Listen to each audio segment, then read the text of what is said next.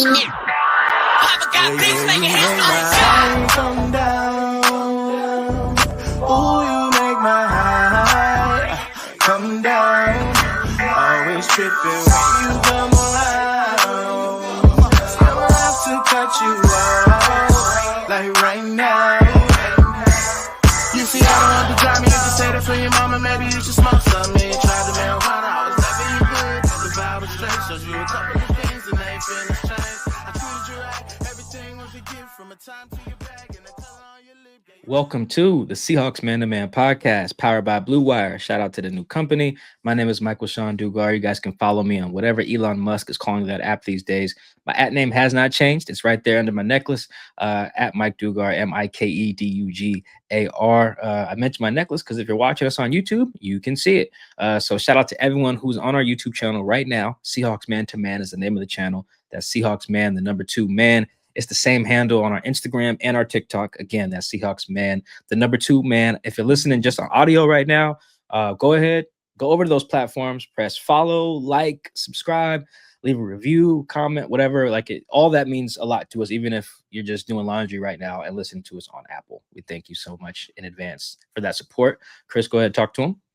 What is going on, everybody? It's your boy, Christopher Kid. You can follow me on Blue Sky and Twitter at CKID206. And that's CKid206. All right, this is our midweek show. Typically, we do 2 things. We do our one big thing after watching the tape of the most recent game, and we also preview the upcoming game with someone who covers the opponent. We will do the latter, not the former. So we will preview the Cardinals game. They got some news actually out of AZ that we'll discuss. But first, we're scrapping one big thing and reacting to the news of the day. The trade deadline has come and gone. It was 1:00 Pacific. On Tuesday, we're recording after that, and the Seahawks they just made one transaction, one move at the trade deadline. They acquired Rasheed Shaheed. They acquired Rasheed Shaheed from the New Orleans Saints. Gave up 4th and 5th round picks in 2026. Adds to their receiver room. He's a guy who played for Clint Kubiak last year. He obvious fit in the scheme. He was very good last year in it. Playing with banged up offensive linemen and Derek Carr, who's no longer even in the league anymore. Thus far, he has, Chris was just looking it up, 499 yards receiving, 44 catches, and a couple of touchdowns, playing in arguably the worst quarterback situation in the NFL right now, playing with Spencer Rattler and Tyler Shuck. So there's the terms. It's the only deal right now. So Nolen went out as well. So no Reek, no Boye, they sent no one out, didn't acquire any offensive linemen. We'll get to that a little later in the show. But let's just talk about the guy that they just acquired, the acquisition of Shaheed. I'm not going to try to say his full name ever again because I butchered that. So Shaheed, they got him. We've seen him play before, but even just before we press record just now, Chris was on NFL Pro looking at him. From what a little bit that you saw, Chris, and what you know about him, what do you like about this move, if anything at all? I like that they now have a for sure deep threat, because the question coming in was, I don't know if, I'm not speaking in terms of what you said and what some others said. I wasn't sure if JSN would be able to take the top of the defense. Surely he's done it, but now you have that real threat. Now it's not as, JSN can do it. You now have a guy that can do it from the slot. He can do it from out wide. That can make sure the safety has to respect him deep. And I think that just creates more opportunities for Jackson Smith and Jigba and others to make plays underneath because of what Rasheed Shaheed can do, because he definitely is a burner and he's going to make those plays. And also, he can do other things. He can run slants. I mean, he's not the biggest guy, but I think he's probably like 5'10". It looks like he's probably around 200 pounds this season. So he's listed 6 foot 180 on Pro Football Reference. 180. Okay. For whatever reason, he looked a little bigger on tape, but we'll go with what they have on Pro Football Reference.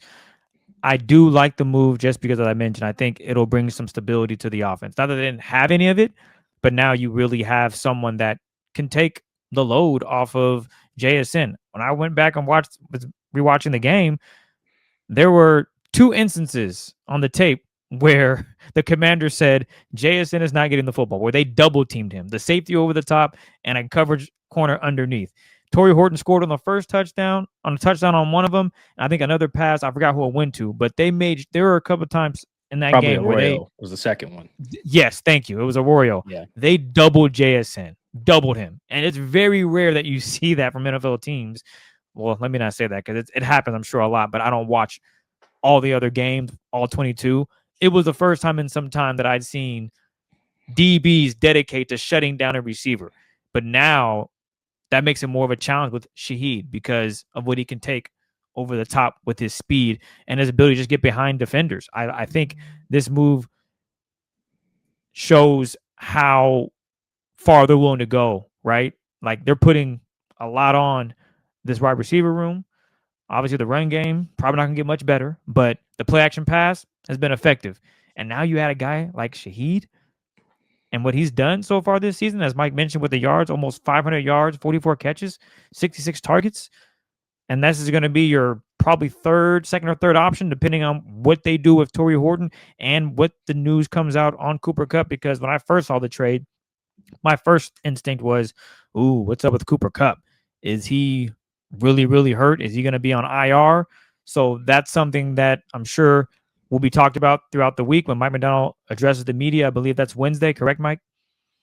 Yes. So I'm sure we'll have an answer as to what's going on with Cooper Kupp. But nonetheless, again, you're adding some value to this. And he's also versatile.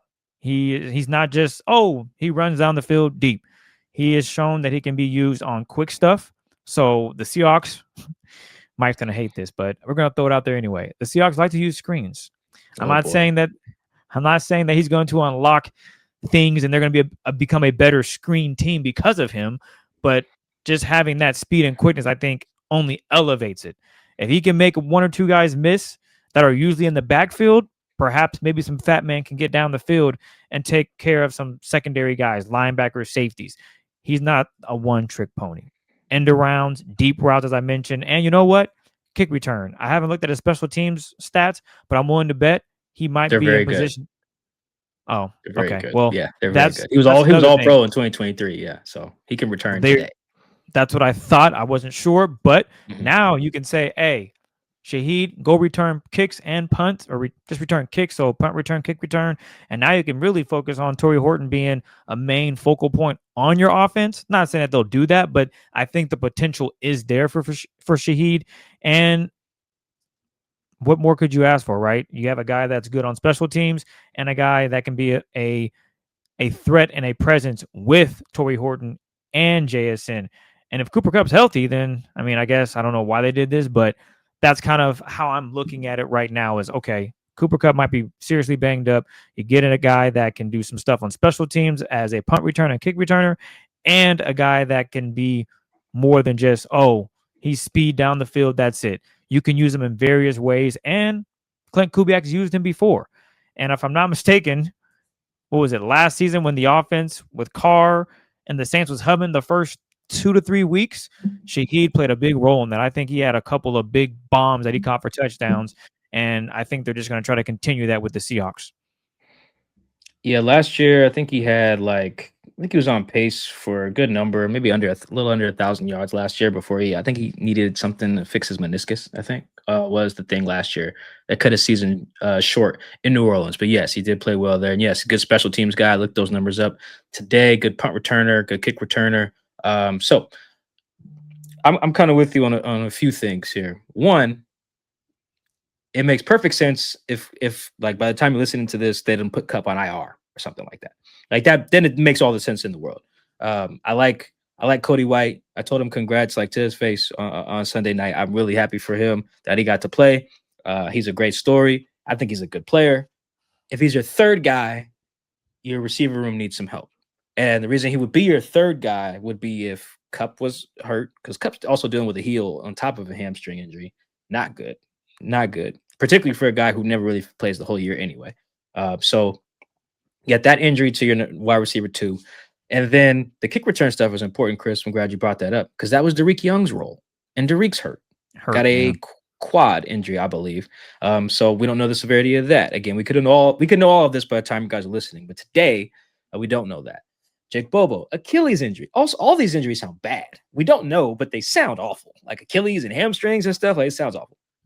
Mike McDonald has said Jake didn't rupture his Achilles, so that's good that he hasn't done that. But either way, if everyone's banged up, you needed help like today. And you can't kind of wait because the trade deadline was today. So you can't say, oh, well, if Kupp's fine, then we don't need Shaheed. But if he's hurt, then now we do. Well, then it'd be too late. You guys start waiting until guys get cut after the trade deadline, which is then veterans go to waivers, but the Seahawks are winning games and they have won games. So they're not gonna be high on the waiver priority if guys start getting cut, after the trade deadline. So if Kupp and these guys continue to be banged up and have to miss 1 or 2, 3 games, whatever, then you do need that. And I think even if none of them are on IR, but they're still like questionable week to week, I think you do need immediate help. And I'm willing to give up the draft picks to do that. Because Chris, look at their next 2 games. Against the Cardinals, who I never thought they would be buns. That's not a walk in the park. I never thought that, even with Kyler. But now it looks like they're going with Jacoby. So either way, I think that's going to be a good game. It's going to be tough. And then you got the Rams right after that. Your season looks real yucky. You drop one of those 2, particularly the Rams one. Then then you're behind the 8 ball a little bit. And in NFC, that's really good. So you need that help on offense in your receiver room if guys are going to be banged up. All right. So I think let's put that little asterisk there. If Kupp hurt, Bobo hurt, Derek hurt, give up the 2 picks to get Shaheed. That makes sense to me in my brain. Because you just need the extra bodies there. You need them in the receiver room, and then you need them, like you mentioned, on special teams as well. I think that's very important. We're seeing the Seahawks are a very good special teams team right now, coverage and return. Derek, I think, is like leading the league in kick return yardage. He might be second. And I think Torrey, last time I checked, was like second or third in punt return average. So they want to maintain that, and I think that is important to do. So adding Shaheed is great in that regard. Boom, there's that. Here's where I'm like, is if Kupp's fine. If Kupp's fine, I didn't think you need to do this. Because already, Chris, the Seahawks quietly are like, have a very run-heavy scheme. Like, they have the highest designed rush rate in the league, according to True Media, which it feels funky, but that makes sense. They run the ball quite a bit. They're just not that good at it. Right? And then, if you guys want another nerd stat, according to RBSDM.com. I always get the name wrong, or the spelling of it kind of funky, but that's the homie Ben Baldwin site that tracks neutral, early down pass rate in neutral situations. They have the 4th lowest early down pass rate in the league. So it's another way of saying the Seahawks don't throw the ball that often. And when they do, it goes to Jax, who lead the league in target share by quite a bit. It's him and Jamar Chase, I think, that lead the league in target share by a pretty significant margin last time I checked, right? So you're in a run-first offense that heavily features one guy. So then if you got Kupp, you got Torrey, and then you give up 2 picks to get Shaheed, okay, you got a lot of mouths to feed in an offense that does not feed mouths, and this is before we get into, feeding AJ Barner and Elijah Arroyo, right? Like, so that part is kind of weird to me. You kind of create a log jam you didn't need to, with compensation that is not insignificant. 4th and 5th round picks. Torrey was a 5th round pick. AJ Barner was a 4th round pick. Like, these picks do turn into good players. They can. And John is actually, as much hell as I give John for some of the drafting, in day 3 he has cooked quite a bit. Like, he's gotten some good players who have been of value on their rookie deals, in the 4th and 5th rounds. Even if they didn't re-sign them, they were good for that. Like, Colby Parkinson was very good for a 4th round pick. Even if you don't re-sign him, that was fine. Will Dissly, same thing. AJ Barner looks like he'll be the same thing. Reek, obviously, a 5th round pick. Kobe Bryant was a 4th round pick. We can go down the list. So those picks are not nothing to me. Like, they've turned into good picks. I mean, good players. I think they will continue to turn into good players. Now, obviously, those picks can be an Anthony Bradford or something as well, or a DJ James, but or a Nehemiah Pritchett. But we know they also can be good players. So I think if everyone's healthy, like if Kupp's like, oh nah, Miami's fine. I went to Georgia, went to Russia and got the shot, got my blood swirled around, then I'm straight. Well, then I'm really confused because I don't think that when healthy, they have that need at receiver. I think that a lot of the stuff that Shaheed brings that we just mentioned, Torrey brings without giving up picks, and is a younger dude who's already got the rapport with Darnold. Like, I think the receiver room didn't need much help to me with everyone healthy, and particularly the way the offense is structured. If anything, coming out of the bye week, my thing was just throw the ball to Torrey more. That was really my thing when I like sat and looked at the numbers, some tape, and the bye. I was like, Torrey needs more targets. And then Kupp was hurt, and I was like, oh, now Torrey gets more targets. And then Torrey has 2 touchdowns on Sunday Night Football. Just barbecuing the other team's best guys too. By the way, while doing it. So I thought they were fine. I do think they would have been fine if Kupp was okay. And even if Kupp got demoted to wide receiver 3, which I don't think would have happened, Kupp, JSN, Torrey, that I think that would have got it done. Right? So if that's the case, that they're all healthy, then I'm like, okay, John, what are you doing? But again, the timing of this is very important. John probably doesn't have time to wait to see how Kupp's hammy will respond. Chris and I are 33. Kupp is 32. Chris and I have both hurt our hammies. No, we are not professional athletes, but a muscle's a muscle sometimes, y'all. That thing takes time. It does. It takes time. You have to be able to, 1, give it time, and then 2, test it before you start doing whatever athletic activity you do, whether that's playing tennis, bike riding, basketball, football, whatever. You got to test it. And you can test it and it goes wrong. I don't know what happened to Julian Love. I would almost guess that is what happened, though. Like, oh, okay, yeah, let me test my hammy out. Ooh, nope. Ouch. To IR go, and I hope Julian recovers well, but I'm just using that as an example to say like hammies are very tricky. It's probably what the worst injury to try to play through, Chris, I would guess. Well, think about it, Mike. That's your ability to run in football is essential. If you can't move, there's no place for you. Even if you're the kicker and you have a hamstring injury, you can't kick, Mike. You can't your swing hamstring your leg. Your hamstring is vital. Like the only thing you would be good at having a hamstring injury is like the wheelchair Olympics or something, because you don't have to move. You're in a wheelchair. You're fine. You have to have your hamstrings. It's important. That's just one of those injuries. Like you're in the Super Bowl, you're probably just gonna be like thug it out and play through it and just tear it off the bone and get surgery in the offseason. Right. That's that's where it's at. But you can't do that in week 9 or week 10. No. That's why Julian is on IR because he probably hurt himself really bad. And now he's like, well, damn, if I want to be healthy, I got to heal. So he's going to take these next 4 weeks, this next month to heal up and potentially, hopefully he's back by then. So with the hamstring injury, it's not something you can mess around with. To your point about John Schneider, well, do I wait on Cooper Kupp?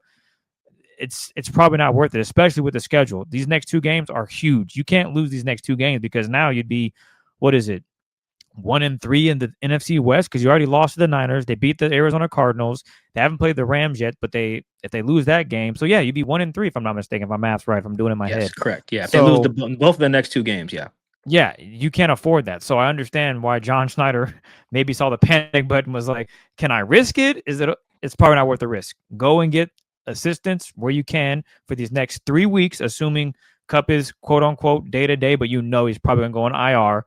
And then you just, or at the very least, be questionable. Like it's hard to just bounce back the next week off the hammy, even if he's not. Oh, yeah. I don't think he's coming back next week. I'll be the first to say that. You don't miss 1 week and then, oh, yeah, I'm good the next. Hamstrings aren't nothing to play with. I've said this so many times. Drake should change his line from a sprained ankle ain't nothing to play with to hamstrings ain't nothing to play with, because you physically cannot. A sprained ankle, you just put tape on it, you're good to go. I've seen it 1,000 times.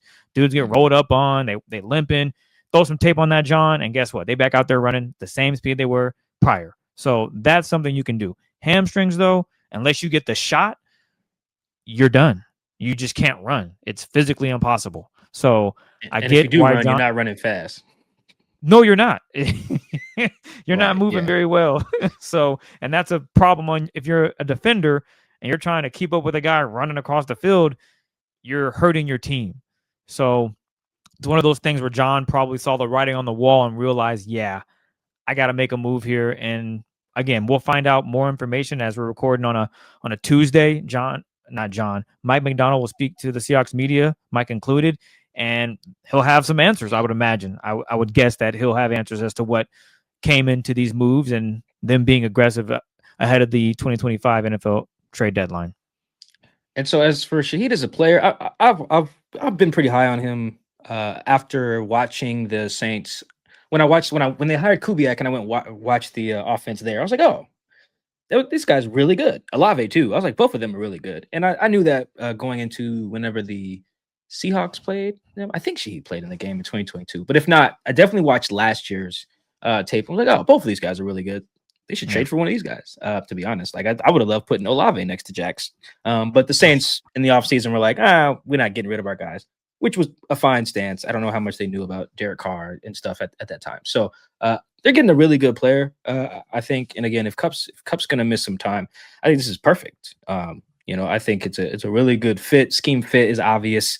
They pretty much have Jax is the best guy in the receiver room, but in terms of like skill set, they have guys who can do a little bit of everything. Everybody can run deep. Everybody can run intermediate. Everybody's good after the catch because Jax is a punt returner too, right? So all of these guys track the ball well deep. All of these guys are good with the ball in their hands. When I say all of these guys, excuse me, to be specific, I mean Jax, Torrey, Shaheed. Like there's a lot of overlapping skill sets there, which I think in this scheme is fine, is particularly if all the players can go deep, and then if all the players are good yak guys, which they are, then perfect. I think that's great. I don't think this means anything in terms of like Seahawks using more 11 personnel or what. I think the fundamental parts of the scheme are going to stay the same. 2 tight ends, or 2 running backs, i.e. a fullback, like run heavy. I think all that's going to remain the same, to be honest. It just means that when they are in 11 personnel, and if Kupp's hurt, that means instead of Cody White out there or Derek Young, it's Rasheed Shaheed and Torrey and Jax. I think that's a great 11 personnel lineup. Like, again, if Kupp needs some time, this is great, and I think it's worth the picks as well. I think Shaheed is not, like Chris said, he's right. Shaheed's not a one-trick pony. He's not just the deep guy. I think he can do a little bit of everything. He's not this isn't like signing Marquise Goodwin, you know what I mean, or something like that. It's like, okay, or even Marquez Valdez-Scantling. It's like, okay, your job is to go long. Well, no, you can't really just do that. That's very limiting to your scheme. You need guys who can do a little bit of everything, and that's why I was really high on Torrey. Torrey does everything really, really, really well. He was just barbecuing the Commanders. I watched that tape on the flight home. It was like they can't guard this guy. It was bad. Like Marshawn Lattimore looked bad, and not to say he's great, but like he used to be, and he just looked awful trying to cover Torrey. So I think in terms of like immediate impact, I think it should be perfectly fine. And I think that if Kupp is hurt, the compensation makes sense. Kupp's not hurt, I'm not a big fan of the move at all or the compensation, really, because I think that there's just not enough. You'd have to change your scheme to feed everyone adequately to justify it, and I don't think that they're going to do that. Again, they're already when they're not running the ball well, they're the run heaviest team, one of the run heaviest teams in the league. Now, imagine if they get it going, then guys really aren't gonna eat. So that's the player part of it. I think that it can end up being really good. And again, if Kupp's hurt, I love it. If Kupp's not, I'm like, what's going on here? Now, in terms of the comp, quietly, guys, the Seahawks do not have a lot of picks. They're giving up 4th round pick in 2026 and a 5th round pick in 2026. So that leaves them, Chris, with only 4 selections, like right now, by my count. They have their own 1st round pick, their own 2nd round pick, and their own 3rd round pick. And they have, I believe, according to Over the Cap, they're saying they have Cleveland's 6th round pick. The reason they have that is because the Nick Harris trade in 2024. Remember when they sent Nick Harris to the Browns in the summer, and they sent them, I believe, a 2027, or excuse me, they sent them a 7th round pick in 2026 and got back a 6th round pick. So at the time, going into the 2024 season, the Seahawks had 2 6th round picks and no 7th. Then they traded for Roy Robertson Harris. They sent a 6th round pick to the Jags.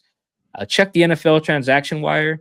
The NFL transaction wire that usually documents all this stuff does not say which 6th round pick they sent to the Jags, but according to Nick, I think it's either Cordy or Corte, who does all the compensatory stuff for Over the Cap. You guys probably see his Twitter account. Nick says they sent the Jags their own 6th round pick, which would make sense from Seattle's perspective. If you think Cleveland's going to suck, you want to keep Cleveland's pick because it'll be higher in the 6th round. And I believe Tankathon, I think, is who also tracks this. They also have the same thing that the Seahawks have, Cleveland's 6th round pick. So accounting all that aside, Chris, that's not a lot of picks. This is very reminiscent, though not totally apples to apples, of the 2020 season. At that time, they had already given up the farm for Jamal, so they were short picks there. Then mid-season, they said, we don't have a pass rush. We need Carlos Dunlap. So then by the time they came out of that season, they only had 4 picks. I believe it had been the 6th, or excuse me, the 7th, the 5th, the 4th, and the 2nd. Then they eventually gave up, I think, a 5th for Gabe Jackson. So that's why in the 2021 draft, you look and you're like, why did we only draft Stone, Trey Brown, and D. Eskridge? Well, that's why, because John kind of went all in going into that 2020 year, which is why they were short on capital in 2021. This is similar. They're not exactly the same because you still have picks in the first 3 rounds. But again, these picks do matter. And I think that John is at his best when he has more bites at the apple, when that margin for error is wider in the draft, when he can take 9 guys, and then if 4 of them are good, you got a great draft. If you want to take 4 guys and 2 of them don't work out, or 3 of them don't work out, well then damn, now our draft stinks, right? So even if that one guy is Micah Parsons, like if the other 3 guys stink, then kind of whatever. So I think that the draft compensation is not a small amount here. It's not insignificant, and it factors into the value of the deal, right? Because for right now, Chris, this is a rental. There is no guarantee, unless by the time this pod comes out, he has signed an extension. There's no guarantee Shaheed is on the team in 2026 and beyond. Should he be? Probably. But there's no guarantee of that. Health also factors into that. God forbid something happened to him, then what? So there's no guarantee there. I think that is important as well, because the Seahawks have seen both sides of this, where you give up the compensation and he's a great fit. We love him. And then he's Ernest Jones, right? Or he's Marshawn Lynch. Even Marshawn Lynch was a midseason acquisition. They loved him, they kept him. Dwayne Brown, who else? Carlos re-signed, Quandre re-signed, Leonard re-signed. Yeah, guys who re-signed, right? For varying levels of compensation mid-season, right? They didn't sign new deals when they got here. They waited. The team saw what type of person they are, what type of worker they are, how they fit in the locker room, and they said, we like you. Seahawks have also seen the other side of that. Jamal eventually re-signed, but that was a bad idea. Or that ended up going poorly. But even smaller deals, Travis Gibson, gone. Sheldon Richardson, gone. Roy Robertson Harris, gone. These deals don't always, even if they're small, like Roy and Travis, or big, like Jamal or Percy or whatever. Jimmy, Jimmy signed, or Jimmy was traded, didn't sign back. So I think the Seahawks, John knows both sides of this, and it can go wrong. I don't know Rasheed Shaheed, so I don't know in which direction it shall go. I think that's an important part of this math as well is, Chris, they gave up picks that we've seen become good players, and if you get a Sheldon Richardson situation where they give up, I think, a 2nd and Jermaine Kearse in that deal, and he walked. That was it. Just had no 2nd round pick in 2018. I think that would have been. So this is not insignificant, I would say, that they gave this up. Whether it works, whether Kupp's healthy or not, let's take that out the equation. Just right now, there's no guarantee he's around. And they gave up picks that we've seen be guys who do end up staying around. So I look at this draft capital, and I'm like, okay, John, you better be right on this, because if not, going into 2026 draft with 4 picks, that could come back to bite you. It really can. And I think the one thing that fans and listeners should realize is that with those picks, you're missing out on opportunities. But I also look at it from the positive perspective. Look at the Rams. They punted on all those picks and won the Super Bowl. And I think that's what John is banking on, getting all those picks, getting all the players they need to fill out the roster accordingly midway through the season, making sure all the holes are covered and making sure that they are ready for a long run in the postseason. I think kind of that's the mindset. It's you push all your chips in. So what? We got 4 picks next year. We're looking to be representing the NFC in the Super Bowl and winning that damn thing. And if they can do that, okay, that works out. Cool. You're not going to be worried about picks because you just won a Super Bowl. You're just hoping that can guys return healthy. Maybe you do end up signing Shaheed for a long time, 2-3 years under the Seahawks. Like that's kind of the mindset I would imagine when they look at it and say, you know what? Is he going to help us win a Super Bowl? Yes or no? I think the simple answer is yes, especially if Cooper Kupp will be missing time. Tariq Young has a rough injury. He might be missing some serious time with that quad injury potentially. So you got to take that all into consideration and just realize that, okay, two sides of it. A, Kupp might be banged up.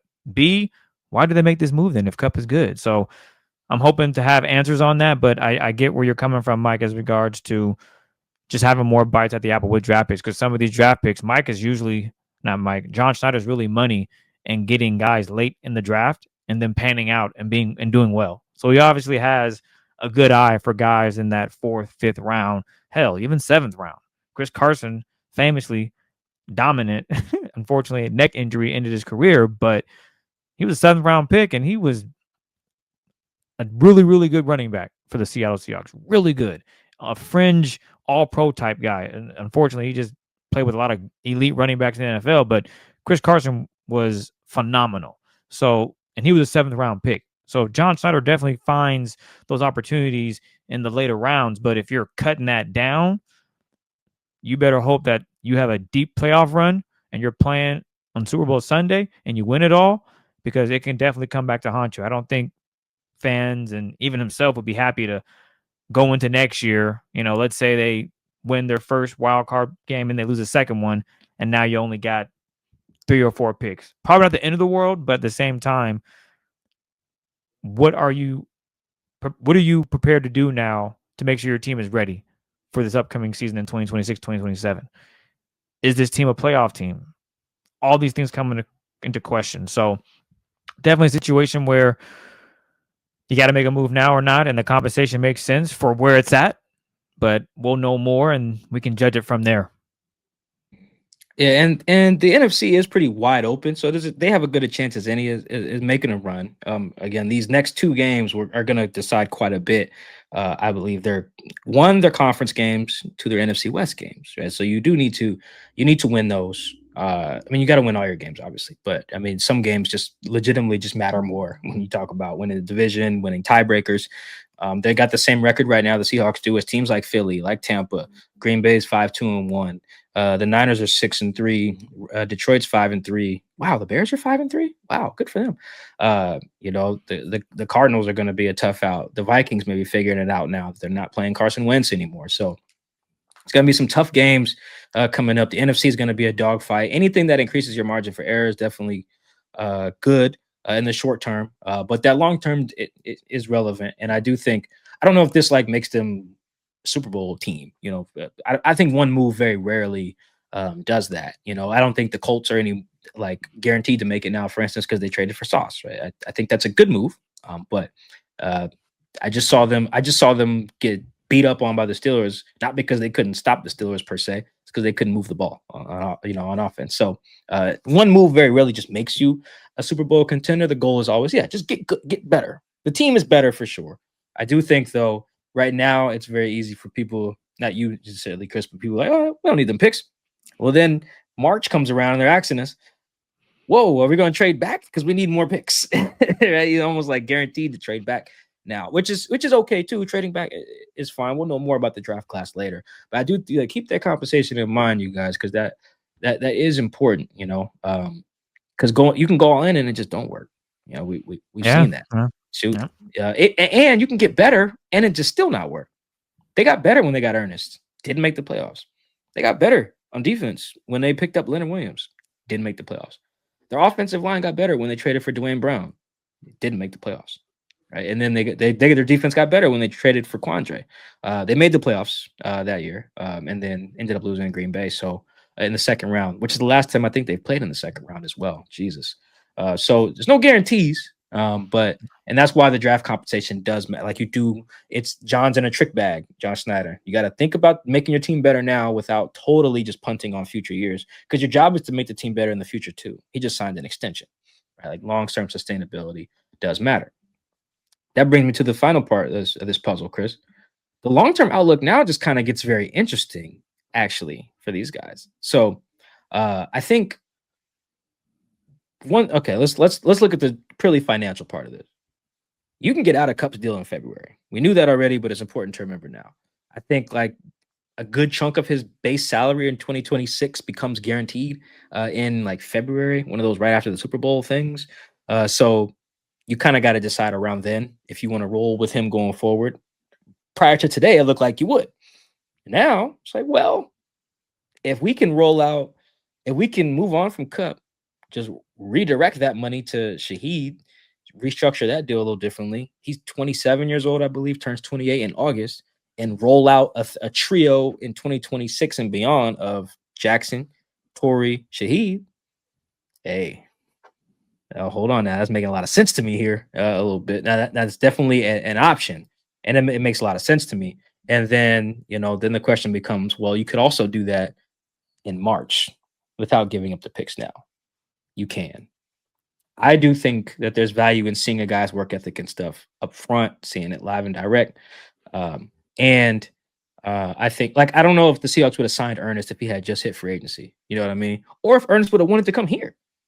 There's no guarantee that Shaheed would have wanted to come here in March.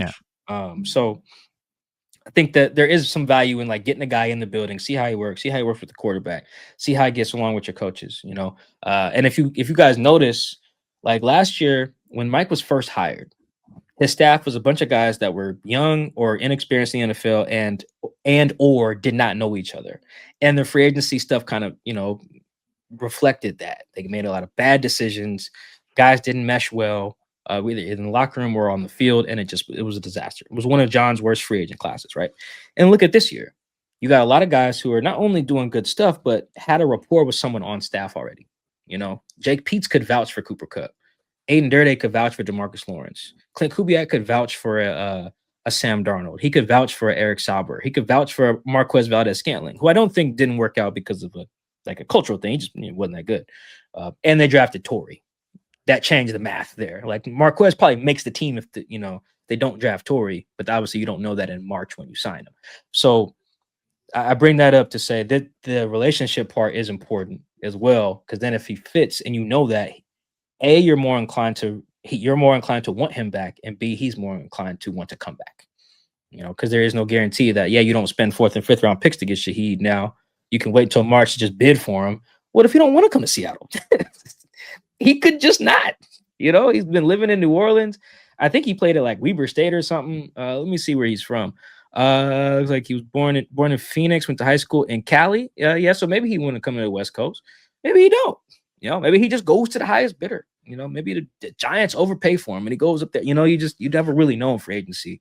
So there is value here in taking that risk in that regard for the long-term outlook. And I do think that finding out that fit over the next few months is huge. I do think that you can't really put a price on that, because we've also seen John sign some guys who just weren't fits. He didn't do enough research, or he didn't got bad intel, and they just weren't good fits. Had guys tell me yo, Sheldon was not a good fit here. Jimmy was not a good fit for a lot of the guys. He got along with the tight ends, but for some guys, he was just not a good fit, and that's important. We got to ask, what was that, Chris, on our last pod? It's how much does fit matter versus talent when you're talking about trades? We said it's everything. You bring a guy in here who don't rock, don't mesh with the other guys, who don't run to the ball, who doesn't sprint all the way down and practice after his running attempt reps, who doesn't just do all those little things, who isn't taking care of his body, who isn't doing whatever. That stuff it matters. And you can some of that stuff you can only see when you get a guy in the building in real time.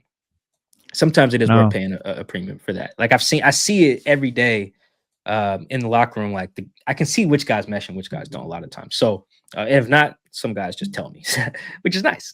So I think that part matters. An example of this, and you could tell me because you would know for sure, but Darrell Taylor, right? Was he a fit with Mike Macdonald and what the Seahawks wanted to do? Based on some of the comments, it sounded like he was not, and that's why the Seahawks got rid of him at the end of 2023. And I think now he's with the Texans. So you look at, he ended up going to the Bears, and I think Mike Macdonald, the president, just said it just wasn't a good fit. But he will be fine wherever he goes. He's definitely talented. But if I'm not mistaken, to paraphrase Mike Macdonald, it just wasn't a good fit for what they wanted from him. And sometimes that happens. And I thought Darrell Taylor was an exciting player. He showed flashes that he could be a 10-sack guy, and then he showed flashes of just not being consistent enough. So would that be a perfect example in the last 2 seasons where a player really good, but maybe just didn't fit, and maybe didn't want to be here, but for all purposes, it sounds like Darrell Taylor loved being in Seattle, but it just didn't work out. Yeah, I don't know if DT wanted out or not, to be clear, but I do know that he's an example, I would say, of more of a not a fit for what the staff wants, more so than like what the other players. But both type of fits are important, whether you're the type of guy the staff wants, or you're the type of guy that gets along with your guys. Yes, I give you another one. Yes, to your question about whether that's a fit with the staff. One that didn't, that was square peg round hole. Keller Witherspoon was another one. They just didn't. It wasn't Keller wasn't a bad player. He's been a good player every year since. That he's left Seattle. They just like, it's not working. You just not what we want in our corners for reasons we don't have to get into now. But he just wasn't. And some guys are just that, but you don't know till you get them in here. Draymond Jones was like, it's not really what we're looking for. From what you just not what we need right now. From the coaching standpoint, not like teammate stuff. Like, get you out of here. Tyrell Dotson, same thing. It's like, you're not like an awful player. You just don't fit what we need. And there was some on-field stuff wrong with the Tyrell signing too. So yeah, it can be that, which is why sometimes you just can't wait till free agency, because then you end up making mistakes because you didn't have time to do that research. So if there is an opportunity where you can get a guy in the building and be like, okay, let's see whether he works, then we want to re-sign him. Carlos is an example of that working on the other end of the spectrum. And again, financially, you have all these decisions to make this offseason. You got, see if I can remember everybody at the top of my head. Jake Bobo's on an expiring deal. I think he'll be a restricted free agent, but whatever. Derek Young, deal expires. Cody White, practice squad. You can get out of Kupp's deal. So you can be looking at a situation where you got plenty of room and opportunity to make Shaheed a part of your future, for at least the next like two or three seasons, however long he's willing to sign for. I do think that's important. And then because on defense, you also got decisions to make. Kobe's coming up. Reek's up. Boye's up. You got Josh Jobs up. That's a big one quietly. I think Josh is just on a 1-year deal. So you got some decisions to make long term, but they have a really good opportunity here. You can fit Shaheed in, and there'd be an obvious need there.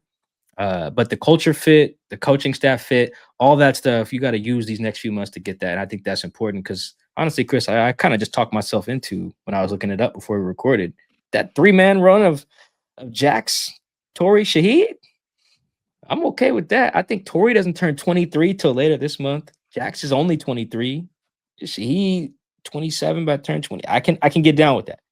I can. That's a really explosive, talented trio. And also, while we're on the financials, I do want to keep this in mind. They have the money. All these teams do. You can just use void years, whatever. Unless your owner needs a GoFundMe to pay the bills, chances are. So basically, if you're the Bengals, outside of them, every other team has the cash flow to do whatever they want for the most part. Put that out there first. Secondly, though, if you're even talking about the confines of the cash of the salary cap, keep in mind, John Schneider told us in July. He said one of the things that the bosses tell me, we don't really like to negotiate with people who have multiple years on their deals, right? So keep that in mind. Jackson can pick up Jackson's 5th-year option and keep him under contract through 2020. Let's see, under contract for 2 more seasons, right? That's why Charles doesn't have a new deal, because technically he has 2 years left, right? This year and the next year, I believe. So it's not as if it's like, oh, I think I saw like Schefter or somebody mention this. They got to pay Jackson. They got to pay Charles Cross. They got to pay Devin Witherspoon. No, they don't. And John has already told us he has a very easy out as to why he wouldn't. And I say easy out as I mean like what you would tell the agent. Jackson's agent could easily come to John Schneider and say, we would like, what's the highest paid receiver? 35 million? We would like $36 million a year to keep our client. John can say, look, it's out of my hands. Ownership doesn't like to do that with multiple years left. You can hold out or whatever. We love Jax, but that's just that's above me. Spoon's agent, same thing. You can come to John and say, John, I would like $30 million to keep Devin Witherspoon a Seahawk. Let's do it. $30 million a year, that is. He can say, hey, that's great. We love Spoon.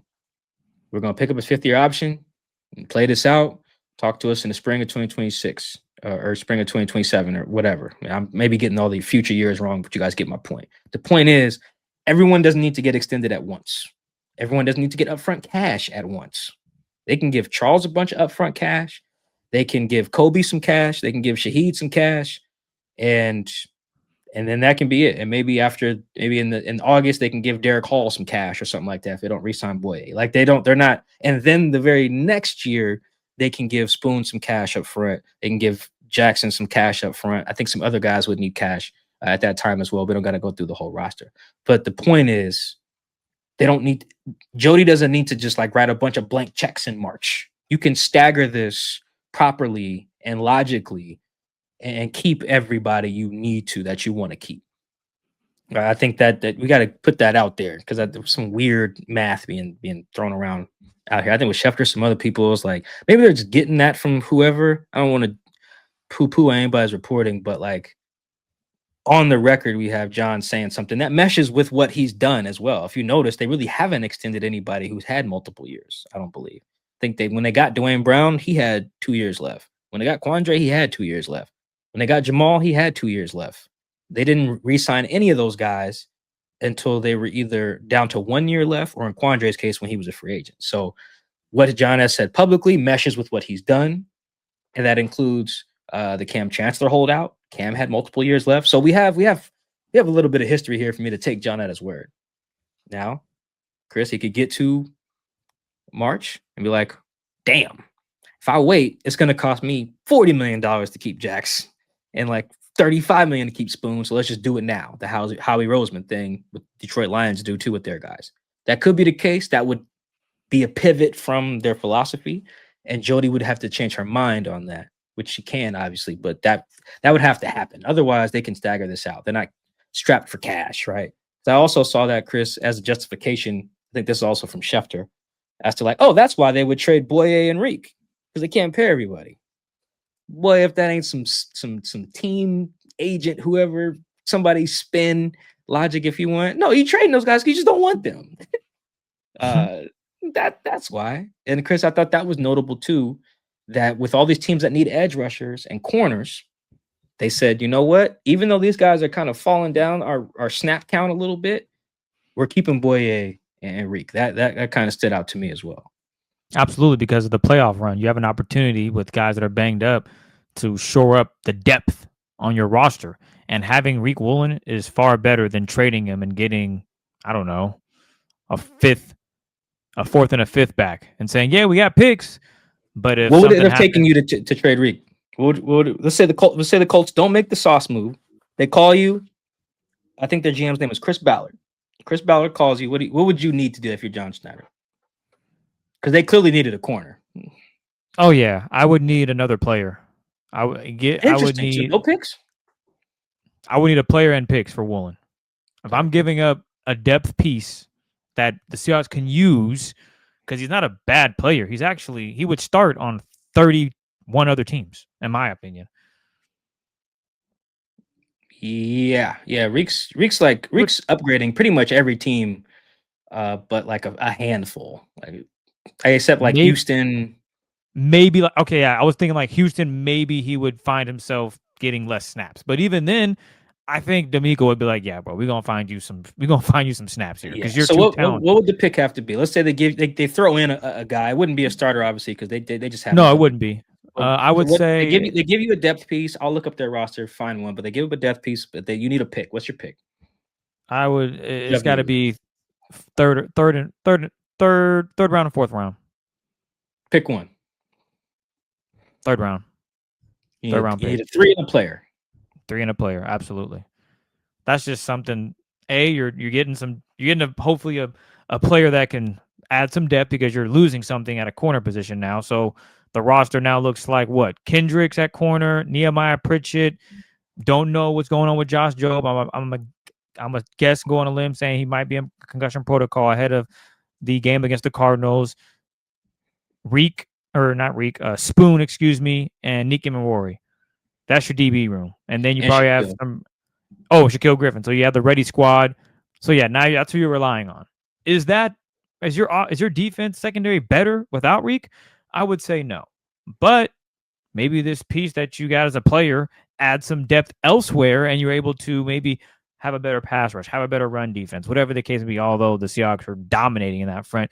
Preferably a linebacker, maybe a linebacker that can come in next to Ernest Jones and really take it to the next level beyond what Drake Thomas is doing. So I found a player for you, by the way. I went down. I don't know their roster super well, but looks like they got a guy named Cameron Mitchell who they acquired. Looks like from the Browns recently. Doesn't start, hasn't made a start according to Pro Football Reference, but he was a 5th round pick of the Browns in the 2023 draft. So they offer you if they had offered you this Cameron Mitchell character and a third, you would have sent him out. what position does he play? He's a corner. Sorry, he's a corner. A corner? Yeah. Man, that's tough. Now I'm wondering, like, is it really worth it? I'd probably hang up the phone. That's why I wanted to put a name on it and a number on it so we could hear it. Yeah, I'd probably say I don't know who this guy is. It's not worth the risk. Appreciate you reaching out, and I'm sure that's exactly what the Seahawks did. They got plenty of calls with that exact scenario. Not saying this team specifically called with that player in mind. I'm sure the Colts called, but yes. Yeah. And I'm sure John Schneider thought about it as I did with the process and said, yeah, Reek's better than the next year's 3rd rounder and this kid, whoever you're giving me, a 5th rounder. Because Reek was also a 5th rounder, and Reek has excelled in expectations. So I don't know if there is the perfect trade. It'd probably be if the team was willing to give up some 1st round picks, which I don't think a team would give up for Reek unless they believe. Guaranteed no one was doing that, yeah. Oh, yeah. So I'm guessing the highest was probably a 4th, maybe a 3rd, but we'll never know, will we, Mike? Unless you get it some beer and John Schneider, and he's like, "Hey, Mike, they called him up. They said they'll give us a 3rd." And I turned it down, but yeah, I'm gonna try to get that out of him at the combine. Remind me to do that. Hey, John, you want a beer? Let's talk, buddy. Let's talk. But you're right though. They didn't need. I'm glad they kept Reek. He's a good player. Shoot, the exercise that you just gave me, Mike. I'm in my head. I'm like, that don't even sound right. You gonna give up who for what? You just made your team worse, Christopher. Well, and let's play that out. Let's say they give a team says we'll throw in a corner so you have something, and then we'll give you a 3rd. When you go play the Cardinals on Sunday, if Josh is in the concussion protocol, you're probably starting Spoon and like Shaquille. I guess not Kendricks. Well, so you need an outside corner. Because you have lost Reek and Job. Shaquille, when they needed an outside corner, is who played against the Jags. So that's why I'm choosing him in this scenario. So yeah, you're probably starting like Shaquille or Mighty Nehemiah, against the Cardinals. Well, what if Josh's head still hurts when we go to the Rams game? Well, you're doing the same thing. Then what? So I think that's the math you do. Like, is it worth that? No, it's not.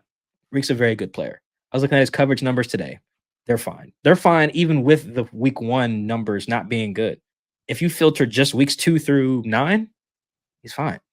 He's got the same type of coverage numbers as Quinyon Mitchell, from week 2 to week 9. So not that week 1 didn't exist, but players grow and change and get better. So yeah, I'm glad they kept him. And I'm glad they kept Boye too. Because Chris, Boye, if Boye is your 4th best pass rusher, that's a Super Bowl defense to me. Like if your top 2 is Channa D-Law and D Hall coming off the bench, and Boye is your 4th best dude right now. Oh man, Chris, I think they got Super Bowl defense, and I saw no reason to move on from that, even if in their minds, if they're internally like, we're probably not going to re-sign him. So what? You're going to use him for the next 7 games or whatever, 7-10 games plus. I saw value in keeping both of those guys, Boye included. Well, look at the value. The value show a record. We talked about Rasheed Shaheed, who is the newest member of the Seattle Seahawks at wide receiver. And then we ended with the Seahawks and moves they didn't make, keeping Boye Mafe, Reek Woolen, who are, I would say, strong pieces to this puzzle and how far they can go in health and just the depth on this team. So I think the Seahawks improved their roster by adding Shaheed. And we'll see how this all plays out. Is he someone that the Seahawks love, the locker room guys, they love him, the coaching staff? Or is it something that they just had for a rental and it didn't work out, but they were able to do something in the playoffs? So we'll see how this all plays out, but it's definitely exciting to see what Shaheed can bring to this team, special teams as well, because he is a punt returner, kick returner that can show some flashes, and it should be exciting to see what this team does moving forward. But we want to thank you guys for tapping in on this one. I know we didn't do one big thing because there was a lot of stuff that I wanted to go over, especially trade deadline was the one big thing. Shoot, literally, yeah. To be honest, yeah, the trade deadline is the one big thing. But from the tape wise, the Seahawks definitely improved on 3rd down, and it was simple. They got a lot of 3rd and shorts as opposed to 3rd and a mile, And when that happens, the playbook opens up and you're able to attack the defense and make them react as opposed to you trying to react to what the defense is doing. So I thought Clint Kubiak had a better play calling and just getting guys in position to make plays, and you saw it on the field. So that was our trade special. Man, we haven't done one of those in a while, have we, Mike? It's been a minute. Yeah, I don't remember if we did one when they got Ernest. I don't think it was as a maybe they did. I don't maybe we did. I don't remember. It's been a while. But yeah, exciting stuff. I think the team got better. In closing, I would say the team is better today. And in an NFC that's wide open, there is value in that in the short term. Trades are not just made in the short term, which is why you can't just assess them that way. But if we are just going to talk about the short term, they're better. I would say the same thing for the Colts. That's a lot they just gave up for Sauce. But today they're better. And they're the number one team in the AFC. So get better. I see there's value in that in the short term. I keep bringing up the Colts. I think that's probably the other big move that was made that's relevant to the contenders. I don't think whatever the Cowboys are doing is relevant at all. So, yeah, I think in closing, the Seahawks are better. And that's ultimately the goal. I'm sure Mike McDonald was very happy about that. All right, coming up next, we're going to talk Cardinals versus Seahawks preview with Doug Holler, senior writer for The Athletic. Wow, Jacoby Brissett's going to start? No Kyler Murray? This shall be interesting. The Seahawks are probably licking their fingers and saying, let's get after Jacoby Brissett and shut down Marvin Harrison Jr. So we're going to talk with Doug all about that and much more. Here's our conversation with Doug Holler, senior writer for The Athletic. All right. We got Doug Holler joining us. Covers the Cardinals. All things Arizona as well, but for this purposes, covers the Cardinals for The Athletic. Doug, how you doing? Hey, I'm doing well. It's been quite the time in the desert here the last few days. Yeah, busy. A big win on Monday Night Football. And then you got Jonathan Gannon, the head coach of the Cardinals, comes out Tuesday and says, yo, Jacoby, you're up, my guy. You're gonna roll the ball out with you in Seattle as well. What did you make of Coach Gannon's decision there, and how does the offense look different with Jacoby under center versus when Kyler Murray's been back there? Yeah, it was nice to hear Jonathan Gannon actually say something of substance regarding this controversy. It goes way back. I mean, people here, fans here, I don't want to say they've given up on Kyler Murray, but we're in year 7. And it seems like every year for ever since even going in actually the year he tore his ACL, it's always been the same conversation. It's like, is Kyler a franchise guy? Is Kyler a guy that can lead a team deep into the playoffs? So, when he got hurt and Jacoby took over and, ever since then, the offense looked better. Jonathan Gannon's been asked about it. And it's always just been, Kyler's our guy when he's fully healthy. And he said that after last night's game. And for the first time, he stopped it and said, we're going to start Jacoby Brissett this weekend against Seattle. They're still leaving the door open, as they probably should, considering Kyler's status and his contract and the face of the franchise and all that. But you ask, how the offenses look different. Jacoby has a little bit more poise and patience in the pocket, especially when under pressure. He goes through his progressions extremely well. The downhill passing game, which was just not working under Kyler for reasons that are hard to explain. But, he had a couple games where he didn't even complete a 20-yard pass. And that's all changed under Jacoby. They've moved the ball downfield. Guys who have not been involved are involved. So it was really a decision that, if they are serious about winning this year, and that could be a whole other discussion, right? On its own. But if they are serious about winning this year, it was a move they had to make.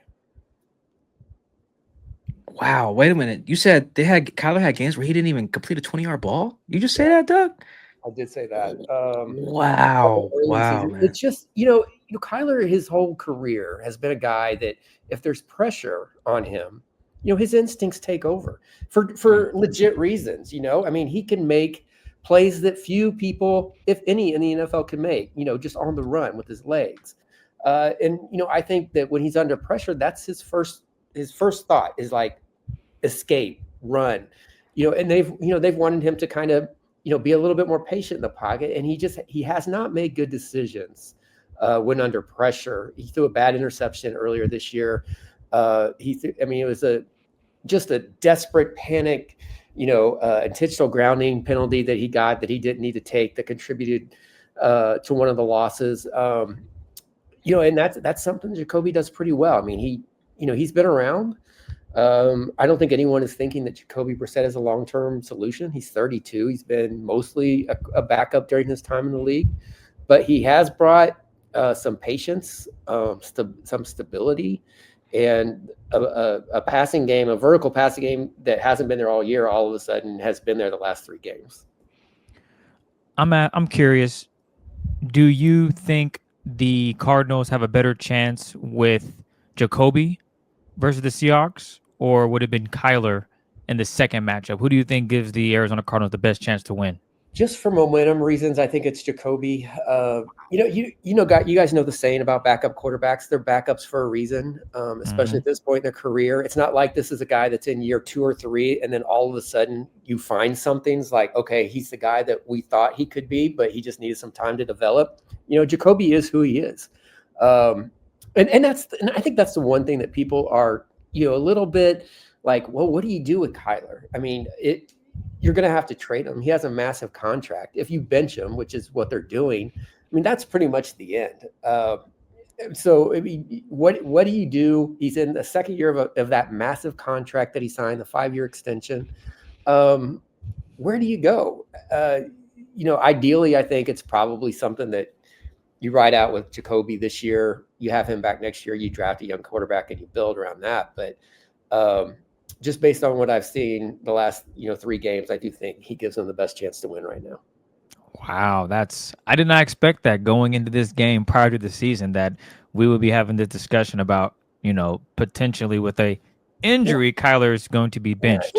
And it's not, people are going to jump on Kyler and say he's a bad quarterback. He's not a bad quarterback. I mean, I think he's a 12 to 15 quarterback in the league, anywhere from 12 to 15. And in his good moments, he could probably get there, get around 10. I don't think he's a top 10 quarterback, but he has some really strong moments. For whatever reason, though, he just has not fit in Drew Petzing's offense. And mostly, like I said, the big thing that stands out is just they have not been able to, get anything downfield. And, that's why, Marvin Harrison's dad in an ESPN interview said that, he doesn't understand what it's hard for him to watch. Michael Wilson is a receiver who has not been involved in the passing game for most of the year until recently. Same with Zay Jones, and to some extent Trey McBride. They're tied in. I mean, here and there, but nothing explosive, and that's what's really been holding back the offense. Well, let's stick with Marvin Harrison Jr., as it seems that he has found some rhythm with Jacoby Brissett. I mean, he did have a really good game against the Dallas Cowboys. The Seahawks defense, though, they have proven to be one of the best defenses in the league. Are you confident that Marvin Harrison can go out there and assert himself? Yeah, I'm still a dominant receiver, even though this defense is playing lights out. I'm confident that they will try to assert him. I am confident that I think they changed some things around to make him more of a threat against Dallas. That was clear. I think he was targeted 4 times on the first series. He had I think his career high he had a career high in catches. He was targeted more times than he has been any other time this season. And it's been kind of a slow progression for Marvin. If you remember right, when he came into the draft last year, he was the 4th overall pick, but there were a lot of people talking like this is the best receiving prospect we've seen in years. And he wasn't the best receiver in his draft class last year. He wasn't the second best receiver in his draft class last year. So it's been a little bit, Marvin's even said it's been frustrating for him. It's been frustrating for fans because when you draft a receiver with the 4th pick in the draft, you're expecting, an all-pro caliber guy. He has not been that, but I will say that, and I'm not the only one. A lot of people have had their doubts about, will Marvin ever be that guy? But I do think just what we've seen from him recently, he is showing signs of being that go-to top-tier receiver.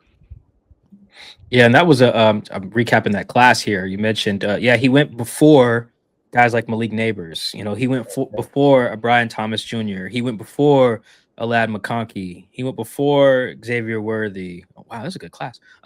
You know, so that's to say, he can't be better than those guys. But I could see how it was like, yo, hey, we said you're better than these guys. Let's go ahead. You know, he was treated coming in the draft as Jeremiah Smith at Ohio State is being treated now. Like you're just this generational guy, you know. And it wasn't until the fourth quarter in week 4 last time that even really started to show. Did he talk about that and how that, I know they lost, but how that maybe gave him some confidence, or how that went, how he ended the game 4 game against Seattle Seahawks? Not a lot. It's been a week by week thing with him. I mean, going into this year, I mean, that's why, you know, if you think back, going into this year, everyone kind of pegged the Cardinals as, I don't want to say a breakout team, but as a team that's going to contend in the West and possibly get back into the playoffs. And a lot of that was the optimism around a year 2 Marvin Harrison. You know, last year, some of his metrics were terrible as far as separation, ability to get open. You know, he just did not have a good year. And then, I mean, his numbers were fine. They compared favorably with his dad, his rookie season. But then, you know, there was so much momentum and optimism with Marvin going into year 2. If you guys remember, in September, they played that game in San Francisco. You know, he had that kind of scramble play where Kyler found him wide open. I mean, no one was around him. A ball that was just kind of hanging in the air for a while, and Marvin dropped it. And then, you know, in the same game, he had a pass in the end zone that he had to leap and fall back a little bit. He dropped that. That was a tougher catch, but he should have had it. So it was tough for him. And there were conversations in the press box like, you know, did everybody get this wrong? I mean, how did everybody miss on Marvin Harrison? And all that's premature. He still may be that guy, but it's just come a little bit slower than what everyone expected.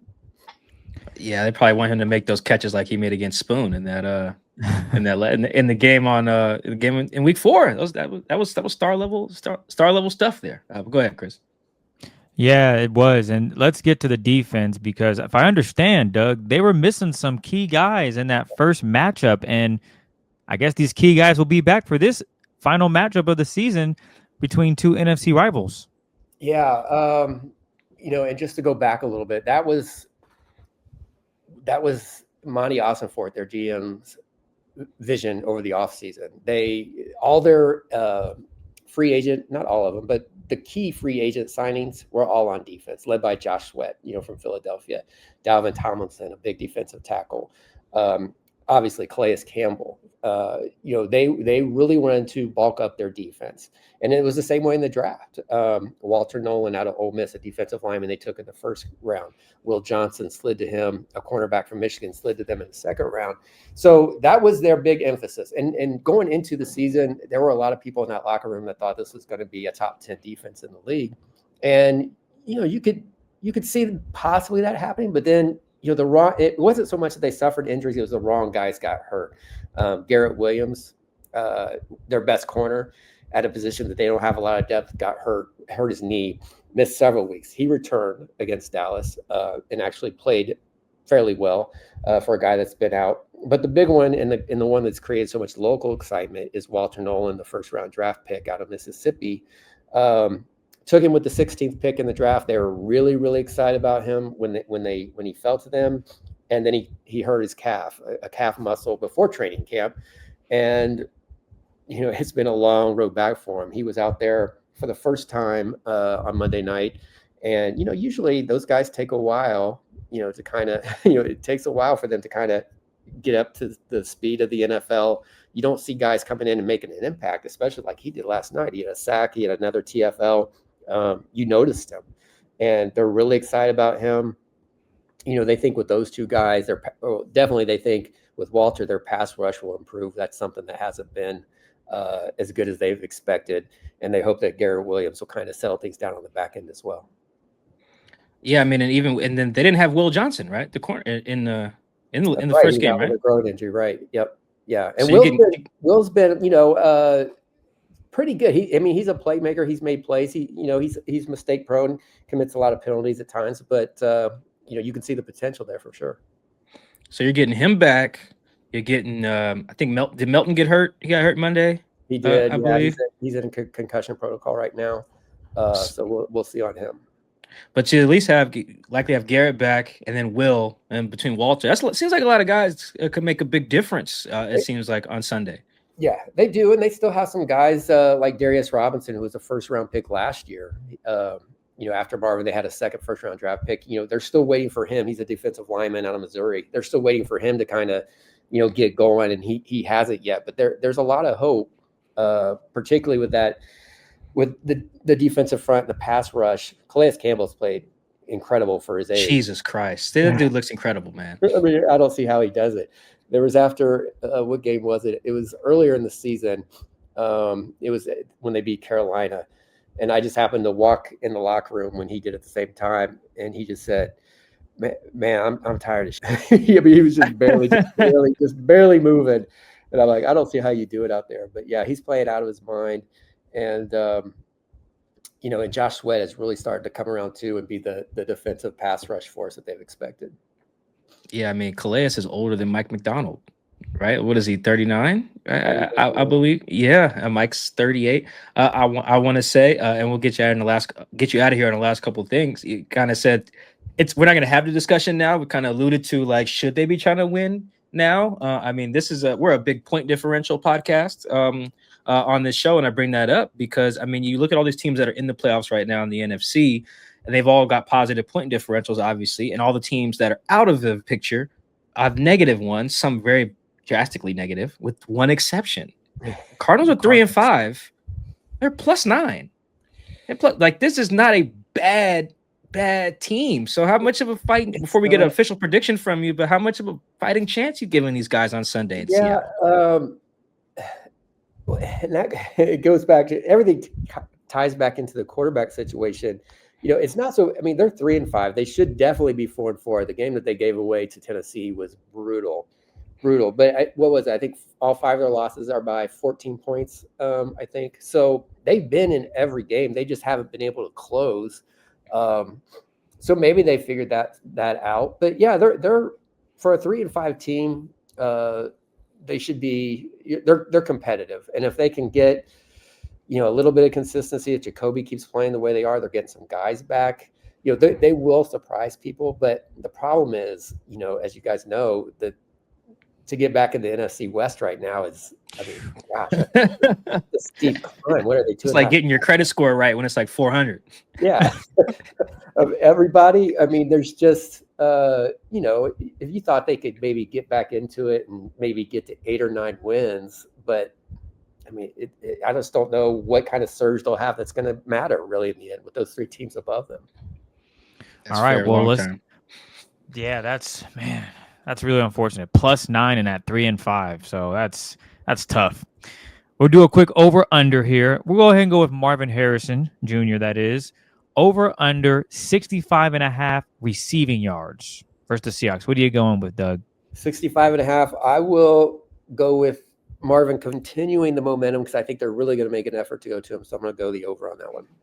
All right. And for reference, the first matchup, week 4 against the Seahawks, he played really well. I think he had 66 yards. I just had it pulled up. Let me pull it up again. I think he had 66 and a touchdown. But nonetheless, you're going to take the over. I got that written down. So we'll see how this works out. And the spread on this game, at least right now, you said Seahawks -6.5. Chris, we checked that before we recorded. That feels too big. Let's get this prediction from Doug. Where are you at? Seahawks -6.5. Give us a score. -6.5. Yeah, that's what it is. Yeah, right now at least. No, I'm. I think Seattle's rolling. I'm thinking this is going to be a 2-score game. I would think something like 31-17. All right, write that down as well. There we go. It should be fun regardless. But yeah, I mean, even with Jacoby, they're not better than the Seahawks or anything. But like you said, they've been in every game. Sometimes you just need the ball to bounce your way, or just not out of the end zone. If you're DeMercado, I think that's who that was. Yeah, sometimes you just need the ball to just bounce your way, or don't bounce it. Yeah, I don't know. I no longer know how to look at it. I mean, are they close, or is that just? I mean, some of it's just the NFL. I mean, you're going to be in a close game every week most of the time, and if you can't win, you're not a good football team. So I don't know. But it is nice to talk about them after a win after 5 weeks of losing the exact same way. I mean, They lost 5 games in a row? They did, yeah. They started 2-0. They lost 5 in a row the exact same way every time. I felt sorry for Jonathan Gannon because every week he'd walk into the press conference after a game and it was just like the same questions and the same answers. It was tough. Wow. Yeah, I mean, the bad teams do find a way to lose. That is a thing too. It's glass half full versus glass half empty. Is like you're close, but you're probably finding ways to lose as well. So that makes sense. Masters at finding ways to lose. So we'll see if they were unlucky or if they're just who they are. Because after Seattle, I mean, San Francisco, Jacksonville, at Tampa Bay, it doesn't get any easier. So the high off the Dallas win may not last very long. Yeah, Seattle, tough place to play and come in and get a win. So yeah, we will see. Doug, thank you so much. And they've been busy with the breaking news. Shoot, I was too. We just did a whole pod reacting to the Rasheed Shaheed trade, so we've been busy over here too. Thank you for making time for us. And if you need anything during the week, let me know. Just holler at me. All right, I appreciate you guys having me on. Absolutely, right, have a good one. All right, that is our show, ladies and gentlemen. Appreciate you tapping in to the Seahawks Man-to-Man podcast, again, powered by Blue Wire. It was a reaction pod. Rasheed Shaheed. Also, a shout out to Doug for joining us to talk about the Jacoby Brissett-led Arizona Cardinals. They're coming into town on Sunday. Didn't think we'd be saying that coming into, week 10.